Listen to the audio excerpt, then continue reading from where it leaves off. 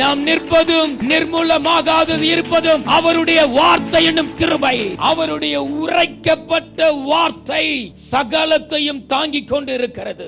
என்றைக்கு அந்த வார்த்தையை திரும்ப பெறுகிறாரோ எல்லாம் ஒரு முடிவுக்குள்ளாக வரும். வார்த்தையின் தேவன் வார்த்தையினாலே எனக்கு உணர்வை கொடுத்து வார்த்தையினாலே என்னை ரட்சித்து இருக்கிறார். அந்த வார்த்தை என்னை நடத்தும், அந்த வார்த்தை என்னை தாங்கும், அந்த வார்த்தை என்னை தப்புவிக்கும், அந்த வார்த்தை என்னை இன்னும் உயிர்ப்பித்துக் கொண்டே இருக்கும். அந்த வாக்குத்தத்தம் என்னை கைவிடாது. வார்த்தைக்குள்ளாக ஜீவனை வைத்திருக்கிறார், வார்த்தைக்குள்ளாக வல்லமையை வைத்திருக்கிறார், வார்த்தைக்குள்ளாக மகிமையை வைத்திருக்கிறார், வார்த்தைக்குள்ளாக அவருடைய நாமத்தை வைத்திருக்கிறார், வார்த்தைக்குள்ளாக அவருடைய அபிஷேகத்தை வைத்திருக்கிறார், அவர் வார்த்தைக்குள்ளாக வரத்தை வைத்திருக்கிறார், அவர் வார்த்தைக்குள்ளாக கிருபையை வைத்திருக்கிறார், அவர் வார்த்தைக்குள்ளாக காருண்யத்தை வைத்திருக்கிறார், அவர் வார்த்தைக்குள்ளாக சகலத்தையும் அவர் வைத்திருக்கிறார்.